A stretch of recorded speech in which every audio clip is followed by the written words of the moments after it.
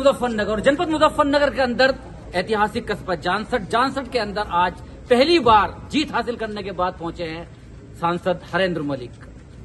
हाजी आशू मलिक जो कि समाजवादी पार्टी के वरिष्ठ नेता है, उनकी सदारत में एक कार्यक्रम हुआ था। उसके बाद वो मदरसा तालीमुल कुरान भी गए, दूसरी जगह भी गए, लगातार अपने कार्यकर्ताओं से मिले, आभार जताया। लेकिन सबसे बड़ा मुद्दा इस बार आ रहा है, कांवड़ यात्रा भी है और क्या क्या नीति है, किस तरह से वो आभार जता रहे हैं और क्या समझा रहे हैं अपने सपोर्टर्स को। आइए जान लेते हैं। सीधा मेरे साथ जुड़ेंगे हरेंद्र मलिक जो कि सांसद हैं, कई बार सांसद भी रह चुके हैं। सर स्वागत है आपका।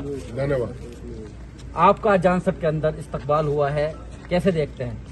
जानसठ के लोगों का मैं शुक्रिया अदा करने के लिए हाजिर हुआ था और मैंने सबको धन्यवाद कहा, आभार किया और ये वादा किया कि जो चुनाव में जो मैंने वादे किए थे, मैं वादा खिलाफी नहीं करूंगा। मैंने वादा किया था सबका सम्मान बहाल होगा और सबका सम्मान बहाल हुआ है। अब कोई टेलीफोन पर ज्यादती नहीं कर सकता किसी के साथ। लोग खुद कहते हैं कि 2 महीने में अंतर दिखाई दिया है। दूसरा, हमने कहा था जो चुनी हुई संस्थाएं हैं उनमें लोकतंत्र बहाल करेंगे और वो लोकतंत्र बहाली से आशय था कि हम कोई हस्तक्षेप नहीं करने के, न प्रधान के साथ करें, ना जिला पंचायत चेयरमैन के साथ करें, ना नगर पालिका, ना डीसीडीएफ, ना प्राइमरी सोसाइटी, ना कोऑपरेटिव बैंक, और हम कोई हस्तक्षेप नहीं करेंगे, ना अब तक किया।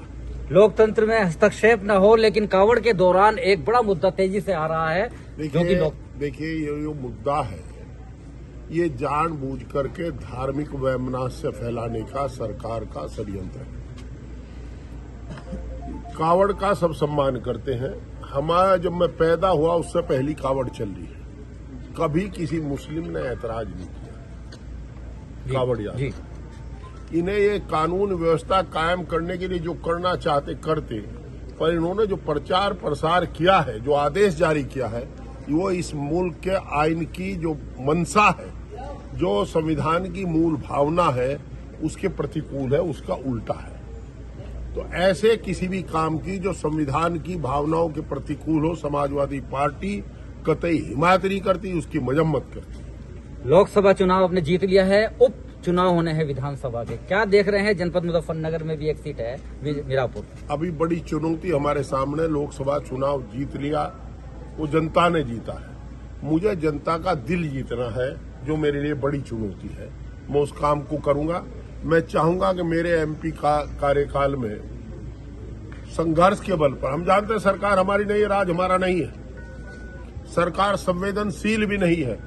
जो बिजली की, पुलिस की, रेवेन्यू की लूट है और दूसरे डिपार्टमेंट की, उसे रोकने में हम सत्याग्रह का सहारा लेंगे, टेलीफोन का सहारा लेंगे, वीडियो ऑडियो बनाएंगे। हम हर तरीके से उसे रोकने का प्रयास करेंगे। हम चाहेंगे कि अंतर साफ नजर आवे। और जहां तक इसकी बात है, भाई इनका लाख लाख शुक्रिया। मैंने इनका कोई अब से पहले काम नहीं किया था। इन्होंने जिस मोहब्बत के साथ वोटिंग किया, उसके लिए मैं बार बार सर झुका करके नमस्कार करता हूं, सलाम करता हूं। आपने मुजफ्फरनगर में ही भारतीय जनता पार्टी के नेता की हैट्रिक रोक दी है, सांसद नहीं बनने दिया है, उनकी हैट्रिक थी। लेकिन कैसे देखते हैं कि वो तो अपने को बताते हैं और कि बहुत विकास किया है। अब आप पर जिम्मेदारी है इस मुजफ्फरनगर की, सत्ता आपके साथ नहीं है, कितना विकास कैसे कराएंगे? ये विकास की बल्दियत क्या है, ये मुझे बता दो। विकास किसका लड़का था ये? ये विकास तो प्रोग्रेस की बात हो रही है यहाँ। प्रोग्रेस कहाँ है? वह प्रोग्रेस मुझे दिखाओ, मुझे वो प्रोग्रेस दिखाओ कहाँ। ऐसे कौन से ऐसे काम है जिसमें आप खामियां नजर दिखा? अरे मुझे बताओ प्रोग्रेस है कहाँ? ये जजिया कर लगा दिया जी। पहले मुजफ्फरनगर सहारनपुर जाते थे, फ्री जाते, सड़क बढ़िया बनवाई थी। अब टोल फ्री, अब टोल दे दिया। आप कराएंगे टोल फ्री? मैं कहाँ करा दूंगा टोल फ्री? ये मारने मारी आपकी अगर सरकार आ जाती है, क्या टोल फ्री हो जाएगा? ऐसा है, देखो हमारी सरकार में मुजफ्फरनगर से सहारनपुर पर कोई टोल नहीं था, मेरठ से करनाल पर कोई टोल नहीं था, शामली से मुजफ्फरनगर पर कोई टोल नहीं था। अब सब जगह टोल लगेगा। मुजफ्फरनगर से मीरापुर बिजनौर पर टोल नहीं था, सब जगह टोल लगेगा। सड़कें पहले भी थी, सड़कें अब भी है। फिर दूसरा, आप माननीय सांसद तत्कालिक कह रहे हैं कि मैंने बनवा दी। ये खटिमा पानीपत जो सड़क है, इसका सबसे कम भाग पड़ा है मुजफ्फरनगर लोकसभा में। तो सारी जगह के एमपी यही है। बहुत अच्छी बात। मेरठ करनाल का सबसे कम भाग पड़ा है। सब जगह के एमपी यही है भाई। दिखा वो फर्जी बात करे तो कोई फायदा नहीं। सड़क कोई बनवाओ, पत्थर में टेक दूं। अब क्या लास्ट संदेश आपका जा रहा है अपने सपोर्टर्स में भी और देशवासी जनपदवासियों के लिए? देखिए, हमारे क्षेत्र के लोगों का मान सम्मान बचा रहे, नौजवान को रोजगार मिले, सस्ती दवाई मिले, सस्ती पढ़ाई मिले, मुफ्त सिंचाई मिले, यही हमारा उद्देश्य है। बुनकर को बिजली सस्ती मिले, सड़क पर पत्थर तोड़ने वाले व्यक्ति को मजदूरी अच्छी मिले, रिक्शा चलाने वाले को रोजी ठीक रहे, यही चाहते हैं। बहुत बहुत धन्यवाद। सुन रहे थे आप हरेंद्र मलिक जी, बहुत बड़ी बात कह गए हैं कि रोजगार भी मिले और मान सम्मान के साथ सुरक्षा भी मिले। उन्होंने बहुत अपनी विकास की बात भी कही है और आश्वासन आज दिया है उन्होंने क्षेत्रीय जनता को कि उनके हर दुख में, हर सुख में वो पूरी तरह से आगे मिलेंगे। एक फोन कॉल पर ही वो काम करेंगे।